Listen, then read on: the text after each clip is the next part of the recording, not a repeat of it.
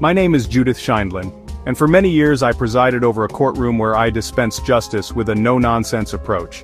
But you probably know me as Judge Judy, a name that became synonymous with straightforward, common-sense solutions to everyday problems.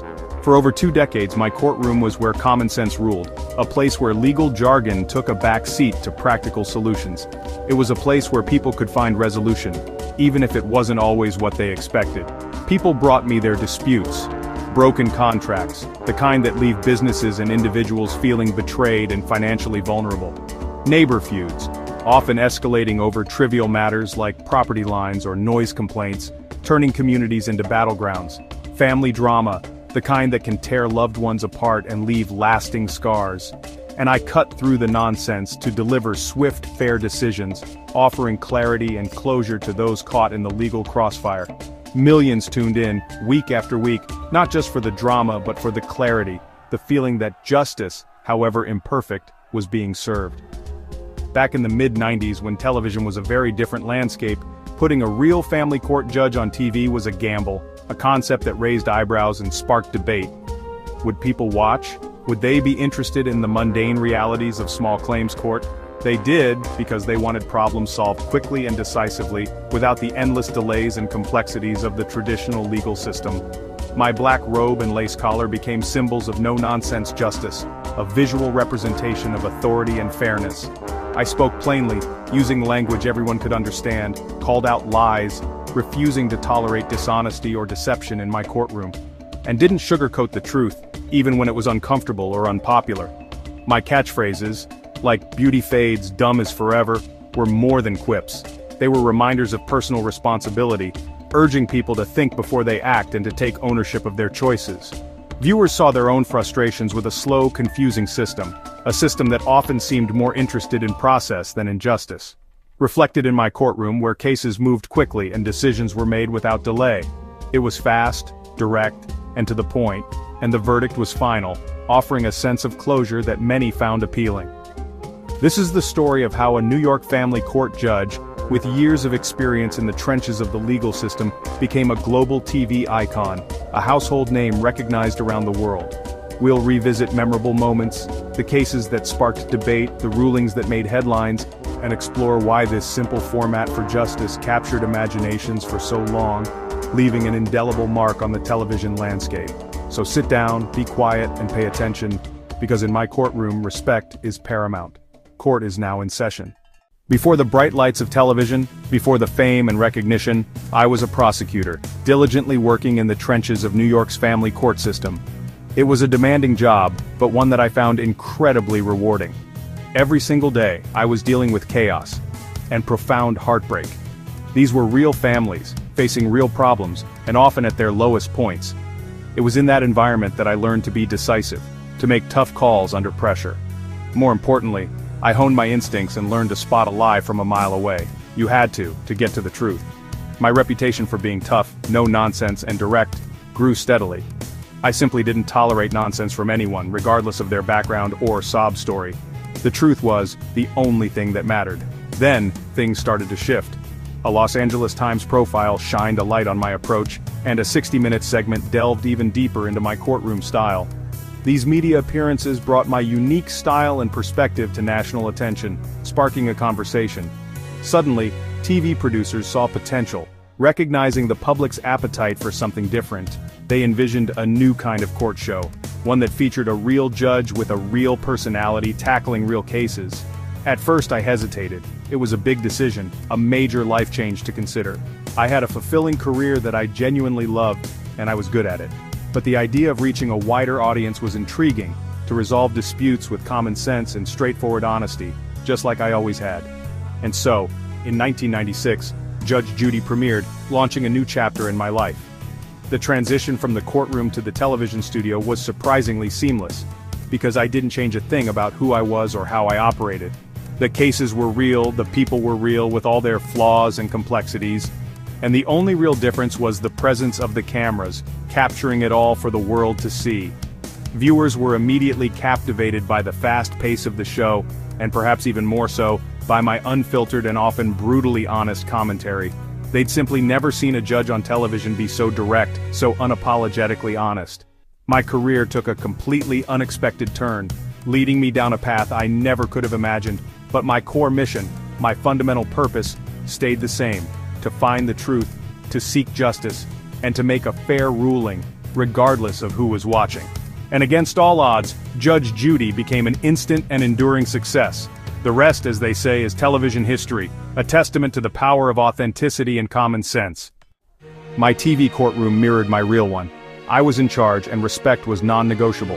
Litigants had to be prepared, truthful, and direct. No rambling, no theatrics. I cut to the heart of the matter with pointed questions and didn't let stories go unchallenged. If someone claimed they loaned $5,000 in cash with no receipt, I'd ask, "Where did you get $5,000 in cash?" My scrutiny often caught people off guard. Personal responsibility was a constant theme. Make a bad choice, live with the consequences. My tough love approach resonated in a world full of excuses. When I made a decision, it was final. No appeals, no ambiguity. I explained my rulings in plain English, using visuals when needed. Justice wasn't just done, it was seen to be done. In my court, clarity and accountability ruled. What you saw on TV was binding arbitration, real disputes, real stakes. Litigants agreed to let me decide their case, and my judgment was final. The production company paid the award, so winners got their money, and losers didn't pay out of pocket. Producers scoured small claims filings for compelling cases, then offered both sides a trip to LA and an appearance fee. In court, my rules applied. Bailiff Byrd kept order and handled evidence. Litigants had to bring proof receipts, contracts, photos, texts. I want proof, not promises. Vague claims didn't get far. The plaintiff had the burden of proof and had to come prepared. Proceedings were swift. I listened, asked questions, and didn't allow interruptions. My goal was fairness and common sense, not legal technicalities. After hearing both sides, I rendered judgment, case closed. Byrd escorted the litigants out, and that was that. Efficient, final, and clear. Thousands of cases came through my courtroom during my time on the bench. Each one presented its own unique set of challenges and circumstances. But some were unforgettable, etched into my memory not just for their legal complexities, but for the human stories they revealed. Like the stolen purse case, a seemingly simple matter of petty theft. I remember the defendant's smirk, a cocky arrogance that vanished as the truth began to unravel. It was a detail about a fast food gift card, an overlooked piece of evidence, that ultimately exposed his lie and revealed his guilt. The smallest details can often be the most revealing. Justice, and a certain sense of satisfaction, served. It's a good feeling when the system works, or the laptop dispute, a classic case of he said, she said. The buyer claimed the laptop broke just days after purchase, seeking compensation for the damage. But then, under questioning, he admitted to visiting virus-laden websites, a crucial piece of information. Case dismissed. Sometimes the truth is in the browser history. Then there were the bizarre cases, the ones that made you question what people would bring to court. I remember one case where a woman actually sued her neighbor because his cat stared at her menacingly. I couldn't believe it. I had to explain, gently, a cat staring, no matter how intensely, isn't grounds for a lawsuit. People sued over Tupperware, the most trivial things sometimes. Garden gnomes became objects of legal contention, and bad haircuts led to courtroom dramas, real conflicts, yes, but sometimes utterly ridiculous. But my job as a judge was to treat every case seriously, regardless of how absurd it might seem on the surface. Even the silly ones deserved a fair hearing and a clear resolution, based on the law and the evidence presented. The truth, in my experience, always found its way out, eventually, especially under sharp questioning, when inconsistencies and falsehoods became harder to conceal. These moments weren't just about money or property, they were about something more fundamental, seeing logic and honesty win out over deception and manipulation. Viewers, I think, loved the gotcha moments, when a lie was exposed in real time, and the satisfaction of seeing common sense prevail, of watching the scales of justice balance. Even the most absurd cases, the ones involving staring cats and garden gnomes, taught valuable lessons. Lessons about the importance of evidence, the power of honesty, and the weight of responsibility. Every case, big or small, significant or seemingly trivial, was a chance to reinforce those values, to remind people of the principles that underpin our legal system. And that's why people kept watching, tuning in week after week. It was justice, yes, but justice with a side of entertainment, a compelling combination. My courtroom had its share of laughs, often from the absurdity of people's choices. like the ex-boyfriend who claimed a loan was a gift, presenting love notes as evidence. "I love you more than bacon," one read. That's a lot of love, but he still had to pay her back. Sometimes the lessons were about life, not just law. I told young people to get jobs, take pride, and steer their own ships. I hoped my rulings were wake-up calls. Bailiff Bird's reactions and eye roll, a head shake often said more than words. Our rapport was part of the show's charm. He was my steady partner for 25 years. One lesson I hammered home, put it in writing. So many disputes could be avoided with a simple, signed agreement. I'd hold up a napkin IOU and say, "This isn't a contract." I wanted viewers to be smarter and more careful in their dealings. Humor and wisdom went hand in hand. That's what made the show memorable. Judge Judy's enduring popularity comes from offering a world that made sense. In real life, things are messy and unfair. My courtroom was the antidote. Problems were presented, lies exposed, and decisions made, all in 22 minutes. Viewers craved that certainty and order. My directness cut through the noise. No sugarcoating, no apologies. If someone acted foolish, I told them. If they tried to cheat, I called them out. Honesty was refreshing in a world tired of ambiguity. The show was also educational. Every episode was a lesson in personal finance, consumer rights, and legal basics. Viewers learned to get receipts, avoid co-signing, and document everything.